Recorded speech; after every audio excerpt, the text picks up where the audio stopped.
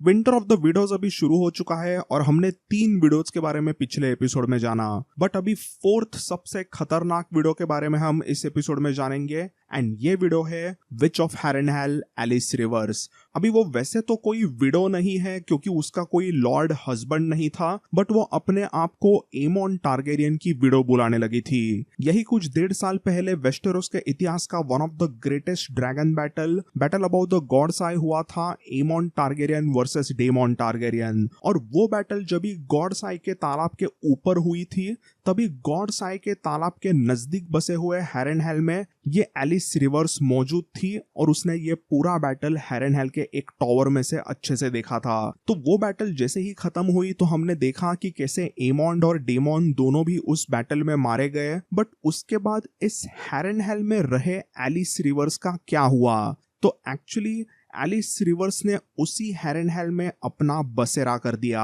और वहां पर रहते रहते वो काफी दुखी हुई और उसी सैडनेस में उसने अपनी काली जादू शुरू कर दी। यही कुछ अगले 1 साल में एलिस रिवर्स ने वहां पर हैरेनहेल में अपना अच्छे तरीके से कैंपिंग करके रखा था और धीरे धीरे कई सारे आसपास के लोग वहां पर हैरेनहेल में घुसने लगे। सबको पता चलने लग गया कि यहाँ पर हैरेनहेल में कोई चुड़ैल आ चुकी है और वहां पर वो सभी को खाना देती है, सभी को अच्छी तरीके से ट्रीट करती है। ऐसी सब जगह पर रूमर्स फैलने लगी। तो जैसे ही ये सब चीजों के बारे में रिवरलैंड्स के कुछ छोटे मोटे गांवों में, विलेजेस में वगैरह पता चलने लग गया, तो जो भी थोड़े गरीब से वगैरह लोग थे, यहाँ वहां पर जो काम करने वाले छोटे मोटे स्मॉल फोक थे, वो धीरे धीरे करके हैरेनहेल में आने लगे।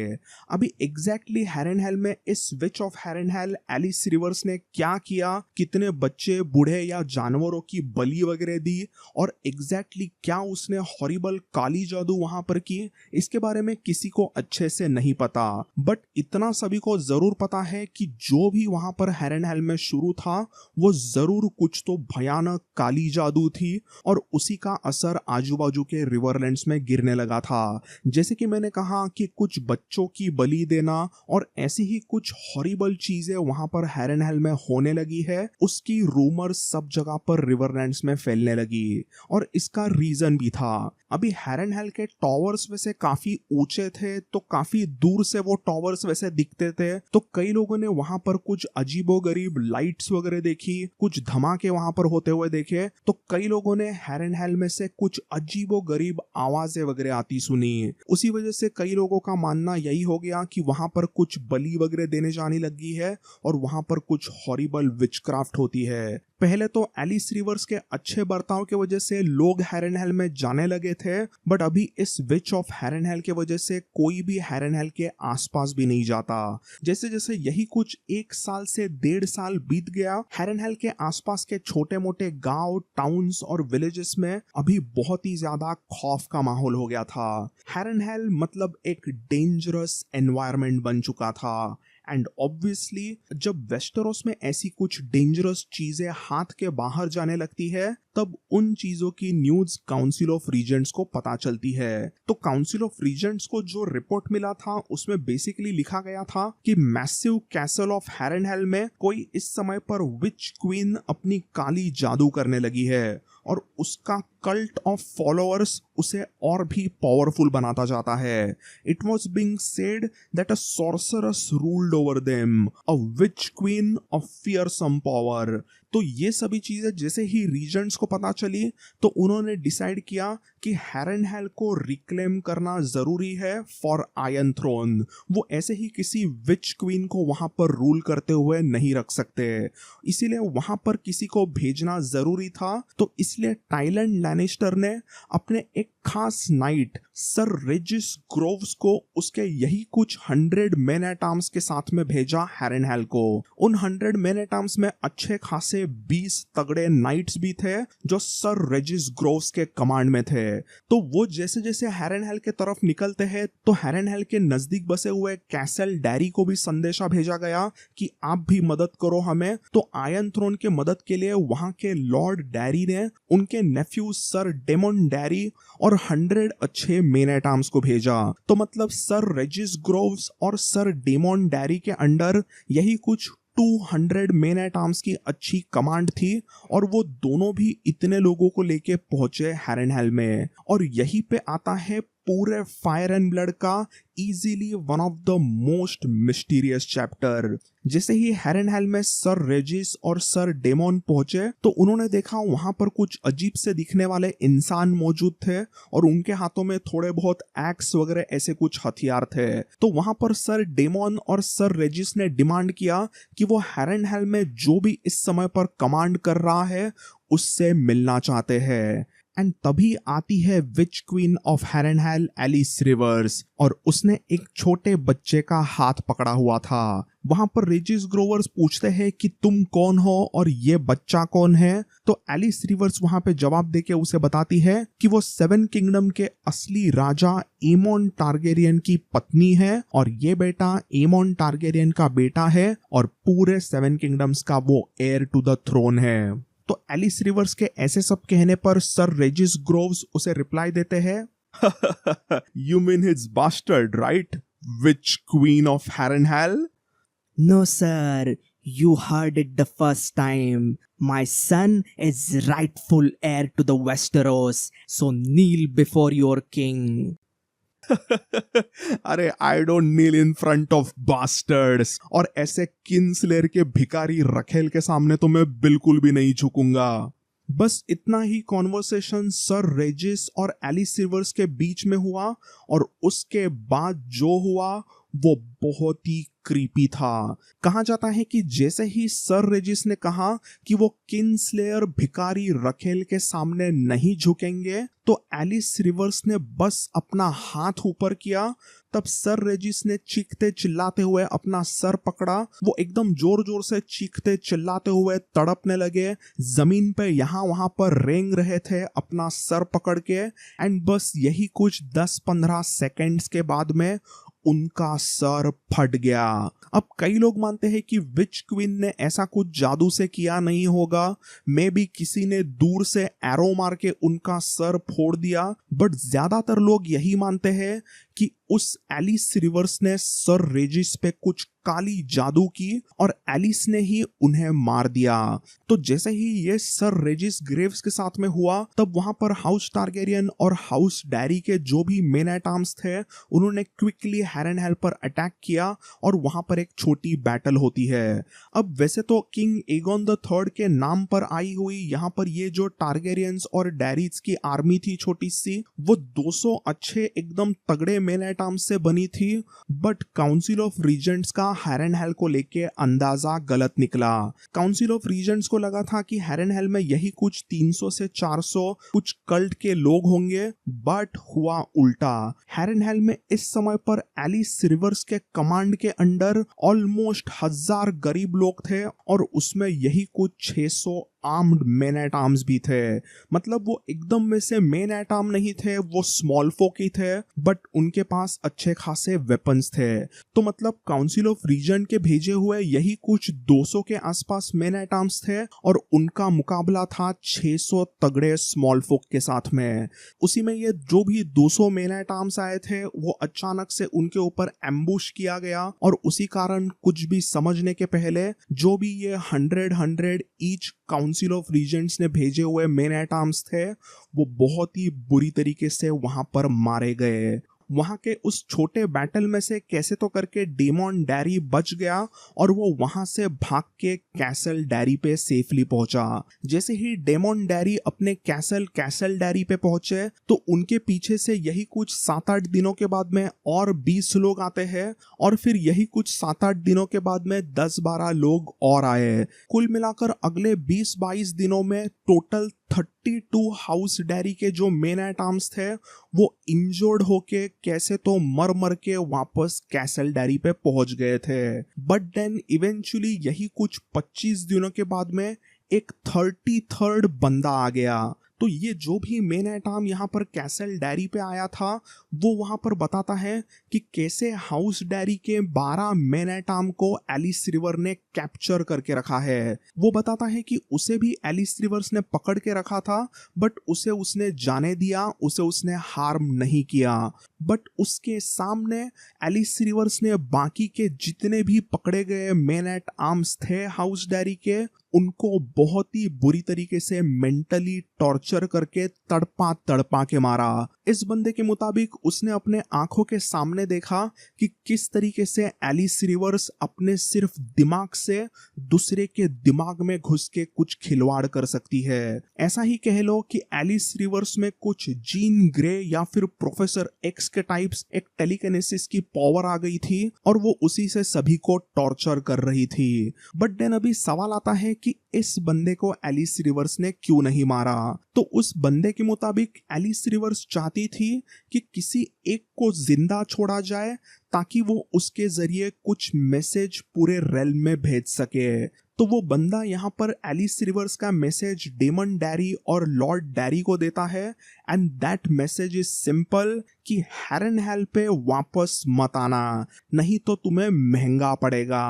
वो वहां पर कहता है उस एलिस रिवर्स ने जो भी कहा मैं आपको सब कुछ बताऊंगा, बट प्लीज कोई हंसना मत, कोई हंसना मत। अगर कोई हंसेगा तो मैं मर जाऊंगा, अगर तुम में से कोई हंसेगा तो मैं मर जाऊंगा। लॉर्ड डैरी आप सबको बता दो, कोई हंसो मत, अगर आप में से कोई हंसेगा तो मैं मर जाऊंगा। I'm to tell you what she said, but you can't laugh. The widow put a curse on me, Lord Darry. The widow put a curse on me. Any man who laughs, I die. Please don't laugh. वो बंदा वहां पर बेचारा एकदम शिवर करते हुए, कांपते कांपते, ऐसी घबराते हुए बातें कर रहा था। और इवेंचुअली उसे जब सर डेमन डैरी ने अश्योर किया कि कोई भी नहीं हंसेगा, तभी उस मैसेंजर वाले बंदे ने कहा, लॉर्ड डैरी उस चुड़ैल ने बताया है कि हैरनहेल में वापस ना आओ, हैरनहेल में हमें वापस नहीं जाना है, नहीं तो वो सबको मार देगी, वो सबको मार देगी। अगर वहां पे जाना है तुम्हें तो उसने बताया कि तुम्हें सबको बेंड नहीं करना पड़ेगा, उसके सामने तुम्हें घुटनों टेकना पड़ेगा, नहीं तो वो सबको मार देगी, वो सबको मार देगी। अगर उसके सामने कोई भी हथियार लेके जाता है तो वो मर जाएगा, तो कोई नहीं बचेगा। लॉर्ड डैरी उस हैरनहेल के दीवार में कुछ मैजिक है, कुछ पावर्स थी वहां पर, कुछ चमक रहा था, उसने कुछ तो जगाया है वहां पर। लॉर्ड डैरी उसने कुछ तो जगाया है वहां पर, और वहां पर एक ड्रैगन है, वहां पर एक ड्रैगन है। यस उसके पास एक ड्रैगन है, मैंने देखा एक। अब मेरा ये रिकॉर्डिंग सुनते सुनते प्रोबेबली आपके चेहरे पर भी स्माइल आई होगी। और वैसा ही चीज डेमन डैरी के दरबार में भी हुआ, जब एक नाइट के चेहरे पर एक मुस्कान आई एंड वहां पर वो हंस बैठा। एंड जैसे ही वो एक नाइट हंसा तो मैसेंजर एकदम तड़पने लग गया। उस मैसेंजर वाले बंदे ने अपने गले को जोर से पकड़ा और वो यही कुछ 20 से 25 सेकंड वहां पर जोर जोर से तड़पने लगा। वहां पर मौजूद कई सारे अलग अलग मेन एट आर्म्स ने उस मैसेंजर बंदे को मदद करने की कोशिश की, बट वो बंदा बिल्कुल भी रिस्पॉन्ड नहीं कर रहा था। धीरे धीरे उसके नाक में से खून आने लगा, उसकी आंखें ब्लड शॉट रेड हो गई, उसके आंखों से खून बहने लगा। और यही कुछ 1 मिनट तक तड़पने के बाद में उस बंदे की सांसें वहीं पर रुक गई। कहा जाता है कि उस बंदे के हाथ जब उसके गले पर से हटाए गए, तभी उस मैसेंजर बंदे के गले पर एक औरत के फिंगर्स के निशान थे और उसकी स्किन वहां पर जली हुई थी। तो ऐसा वहां पर लगा कि मानो कुछ इनविजिबल एलिस रिवर्स के हैंड्स ने उस बंदे को चोक करके मार दिया था। तो अभी ये बेचारा मैसेंजर बंदा एग्जैक्टली कौन है, उसका नाम क्या है, और वो स्टूपिड नाइट कौन था जो हंसा, वो एग्जैक्टली नहीं पता। उनकी पर्सनल लाइफ, उनकी इंफॉर्मेशन इतिहास के पन्नों में एक अभी भी मिस्ट्री है। तो ये जो कुछ भी चीजें कैसल डायरी में होती है उसके बारे में रेवन काउंसिल ऑफ रीजेंट को मिला एंड सर टाइलैंड ये रेवन पढ़ के एकदम दुखी हुए। अभी यहाँ पर एक इंफॉर्मेशन स्टोरी में पहले देते देते रह गई थी कि जो सर रेजिस ग्रेव्स मारे गए थे वो एक्चुअली किंग्सगार्ड नाइट भी थे। तो उसके वजह से सर टाइलैंड को काफी दुख होता है कि एक अच्छे किंग्सगार्ड नाइट की वहां पर मौत हो गई थी। जैसे ही उन मिस्टीरियस चीजों के बारे में काउंसिल ऑफ रीजेंट्स में डिस्कशंस वगैरह होते हैं तो ग्रैंड मास्टर मनकन थोड़े से अनकंफर्टेबल हुए सेप्टन यूस्टर यंगस्टर्स थोड़े डर गए, बट बाकी के जो भी लोग थे उनका इस स्टोरी पे ज्यादा विश्वास नहीं बैठा। स्पेशली मुफट लॉर्ड अनविन पिक ने सीधा कह दिया कि ये जो भी सर डेमन डैरी ने कुछ टॉक ऑफ सॉर्सरी और किसी ड्रैगन की वगैरह बात कही है वो सब कुछ नॉनसेंस है।